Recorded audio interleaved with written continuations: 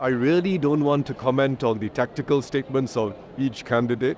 I'll let people judge for themselves. Singapore's president is known globally for his gentlemanly politics. Wait, gentlemanly politics?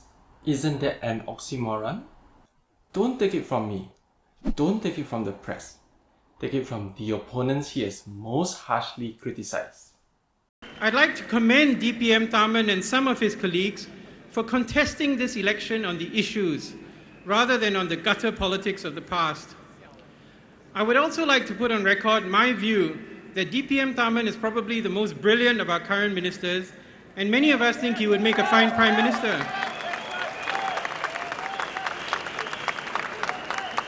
In fact, to tell you a secret, there are many of us in the alternative parties who hope that one day DPM Tharman will have a falling out with the Prime Minister and will come out to lead a grand coalition of opposition parties, Pakatan Rakyat Singapura. What? Tharman criticized them and they still think he'll be a great Prime Minister? It's unthinkable almost anywhere in the world. Can you imagine Donald Trump asking Joe Biden to join his team? There's a lot to unpack here. Let's look at Tharman's harshest criticism of them. It's an election speech made when he was still Deputy Prime Minister. It might be the only time where he came close to a personal attack. And there's a valuable lesson. What's the best way to dish out tough criticism? I've looked carefully at everything they've said. Dr. Chi, Paul Tambaya, all the rest. Because I take what they say seriously. And I'm troubled. Tharman acknowledges the weight of his opponent's statements. He respects their arguments. His critique is thoughtful, not dismissive. It's a simple, yet powerful way to disarm hostility. But I have to tell you where I'm coming from. I've never been against the opposition, and a healthy opposition in Singapore. They know me. After the last general elections, the day after, I commended the opposition for bringing in good new people.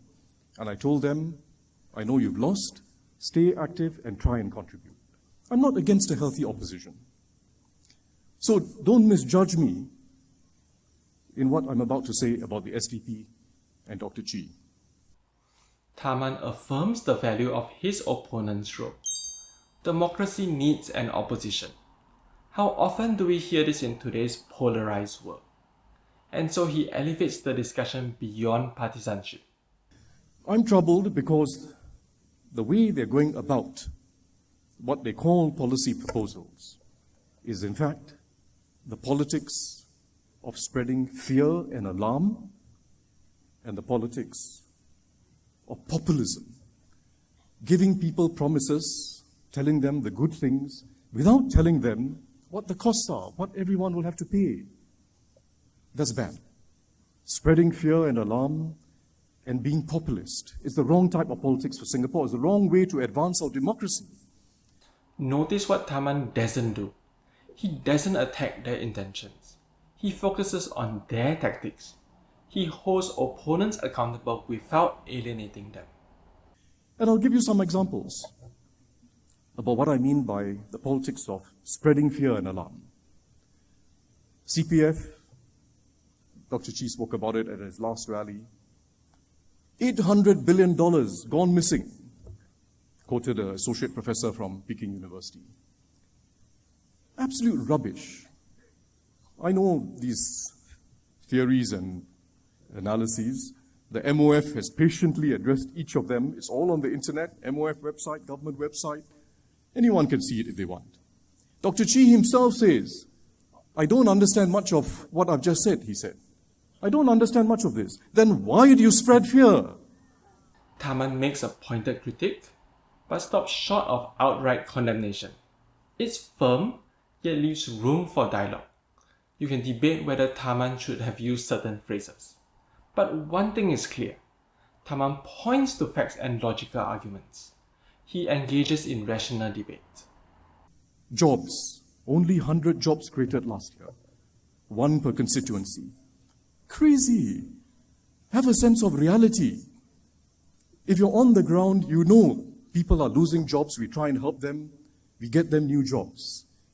We created 17,000 jobs last year, just E2I and WDA, not counting people getting jobs in the marketplace.